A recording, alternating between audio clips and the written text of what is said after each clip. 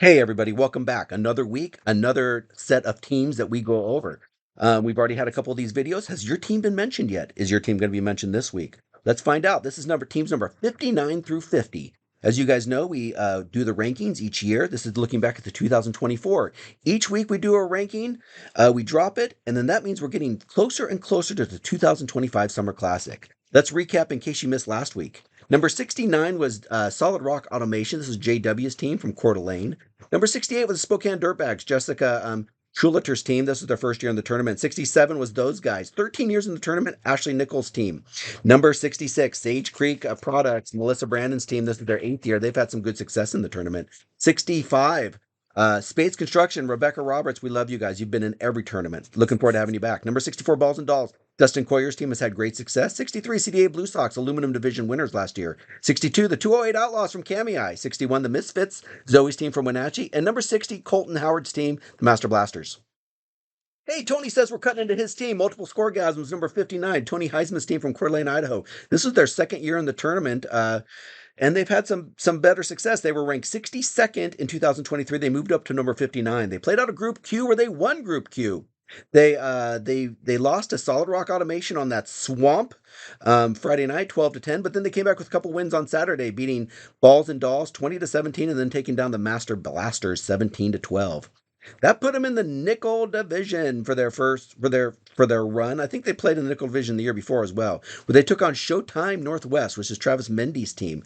They fell to them 14-4. Showtime didn't play very good Friday, Saturday. They had a decent Sunday showing, so they fell to them. But like I said, they did win Group Q, so they took home some hardware.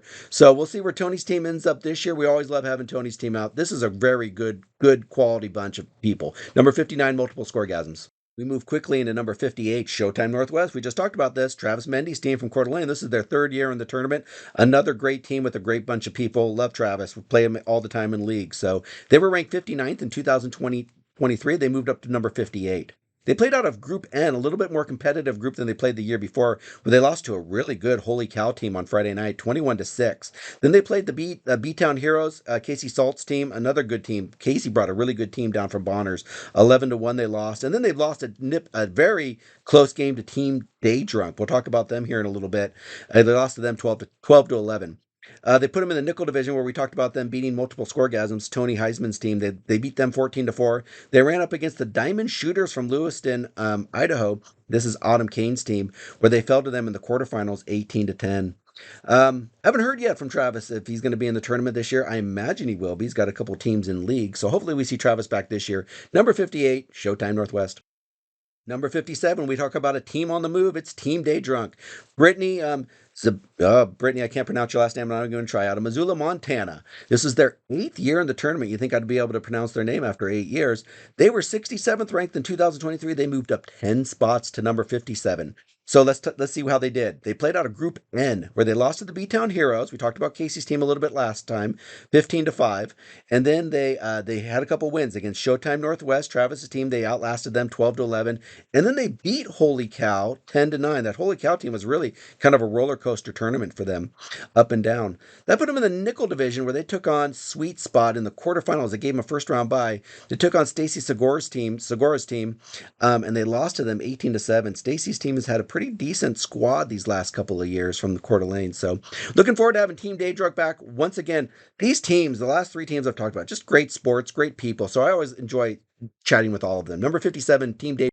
There's another team on the rise. Used to be the Oddballs team. Now they're the Ballaholics. Sydney Johnson's team from Coeur d'Alene, Idaho. This is their second year in the tournament. They were ranked 65th last year. They moved up to 56 this year. This team is just getting better and better. We also see them in league here in Coeur d'Alene. So let's see how they did. They played out of Group D, where they took on NFD, a pretty good squad. This is Dallas's squad from Spokane. They beat them 17-6. They fell to Ump Yours, Chris Dunn's team, 4-17, and they fell to bad decisions. This is AJ Hancock's team. That's a mainstay in the tournament. They lost to them 21-12. That put them in the nickel division for their second year in the tournament and their second run through the bracket. They played in the first round. They played Misfits from Wenatchee, Zoe Lyons' team, and they took them down 13-5. That butted them up against, in the quarterfinals, Wasted Potential, Carl Hoskins' team, which has had a couple really good tournaments. They outlasted Wasted Potential, outlasted them 10-5. Looking forward to having them back in the tournament this year. Number 56, Ball. Here's another team that's been improving. Number 55, Let the Girls Play from Coeur d'Alene, Idaho. This is Chantel Smith's team, another good fun bunch of people that come out each year. This is their third year in the tournament as this squad. They played out of Group L where they had a great group play. They went 2-0-1. They tied Carl's team 6-6 in the mud, in the slop. Then they took on the Raptors and they beat them 12-10. And then they took on the 208 Outlaws, pretty good team from Kamia, and they took them down 17-12 in a very close. They just barely lost the group championship there in scores and point differential. That put them in the nickel division where they got a first round bye and they took on short strokes. This is Chadley Miller's team, which we talked about a little bit ago about having some first round issues. Always played good games, but just always came up short. Chadley's team, and we'll talk about them in a little bit, was on a mission. They took Let the Girls Play down 10-3 to knock them out. But we always love Chantel's team. Hopefully they're back. I think they're back this year as well. I think they're already in the tournament. Number 55, Let the Girls Play. Okay, time to talk about another team that's had some recent success. Numbers 54, Sweet Spot. This team has been in the tournament for 12 years. Stacy Zagorza's team has had a couple really good tournaments these last couple of times. They played out of Group B this time. Oh, they were ranked 54th, maintained their 54th ranking from the year before. They played out of Group B where they went 1-2.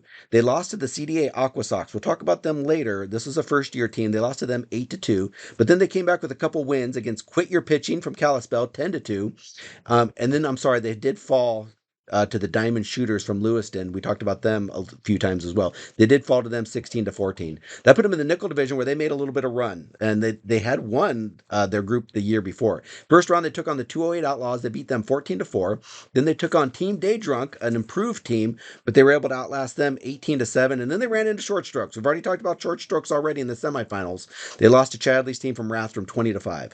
But they're back in again this tournament. We look forward to seeing Sweet Spot, another great fun team. Thank you, Stacy, for always coming to the. Got to dive right in. Number 53, Diamond Shooters. We've already talked a little bit about this Lewiston team. This is Autumn Lane Kane's team. Autumn puts on a lot of tournaments down in Lewiston, does a great job. I've played in a couple of her tournaments. It's great to have her team up here. This is their second year. They ranked 58th the year before. They move up to 53rd. They played out of Group B where they went 2-1. They beat Quit Your Pitching 24-10. They lost to the CdA Aqua Sox 13-9. And then they beat Sweet Spot 16-14 to put them in the nickel division. In the nickel division, they took on Showtime Northwest in the quarterfinals, where because they got a first round bye. They were able to beat Travis's team 18-10. That put them in the semifinals against Carl's Hoskins team. Like I told you earlier, Carl's team has had a couple good tournaments in 2024 and 2023. They lost to them in the semis 12-10 in a really close game. Kind of went back and forth. So looking forward to having Autumn's team back. They are signed up for this year. So number 53, Diamond Shooters from Lewiston, Idaho. Thank you, Autumn, for all you do for the softball community. Okay, we're going to get right into number 53. This is Wasted Potential. We've talked about them a few times already in some of these recaps. Carl Hoskins' team from Coeur d'Alene. This is their 10th year in the tournament as Wasted Potential. They continue just to move up the rankings. Carl's team has 2023. They were 64th. This last year they finished 52nd. So they played out of Group L where they just barely won it due to tiebreaker on scores. They tied Let the Girls Play 6-6, and they beat the Raptors 22-5, and then they also beat the 208 Outlaws 16-15 to give them a 2-0-1 record. That put them in the nickel division. They moved up from the aluminum division where they took that division the year before. In the quarterfinals, they played the Ballaholics from Coeur d'Alene, Sydney's team. They were able to beat them 10-5. Then we talked about them beating the Diamond Shooters in the semis 12-10. But they came up short against Chadley's team in short strokes, 15-6. That put them in second place. They still got some hardware, but a lot of hardware for Carl the last couple years. So, Carl, great job to you and your squad. Another fun bunch of people. Number 52, Wasted Potential. Thank you, Carl, for being in the tourney each year. Okay, we've chatted about them quite a bit. Number 51, here they are, Short Strokes. Chadley Miller's team from Rathdrum, Idaho.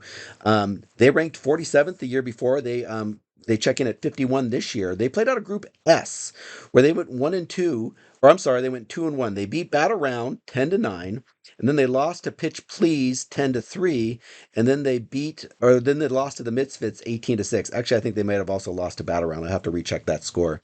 That put them in the nickel division where they went at the first round. They beat the Master Batters 20-7. Then they beat Let the Girls Play. We talked about that a little bit earlier, 10-3. Then they beat Sweet Spot. We talked about that as well because Sweet Spot was in this week's roundup as well. They beat them 20-5. and then the championship. So they won 4 games on Sunday. In the championship, they took out Carl's team, Wasted Potential, 15-6. That was just coming off an aluminum division championship. So they were the nickel division champions. This is the first time that Chadley's team was able to make that run. It was great to see a new team win some hardware. So congratulations, Chadley. Those guys, numbers 51. Okay, we rounded out with number 50, the Misfits. This is the first time we've had the Misfits over from Colville, Colville, Washington. Boyd's team. This is their first year. They played out of Group K, where they went 0-3. They played Ruckus, which is a really good Ruckus team. I mean, if anybody who knows that team from years past, they lost to them 19-0. Then they lost to Shenanigans. Troy Johnson's team has been in the tournament years and years. A very savvy squad. That was a good game, 8-7. And then they lost to C Squad, Sean Krantz's team from Spokane, 30-5. That put them in the Iron Division, where they took on Huboff's Landscaping. This game, obviously, I know because I play on Huboff's. This was a great back and forth game. This could have gone either way. Boyd's team came up just a little bit short, 11-9. So I haven't heard from Boyd yet. I'm gonna have to reach out to him, see if his team's coming back. But they're the last team for this week at number 50. We'll take a look next week at teams number 49 through 40. We'll find out if your team is on the list next week, and we will debate them or hate these rankings. See you guys all next week.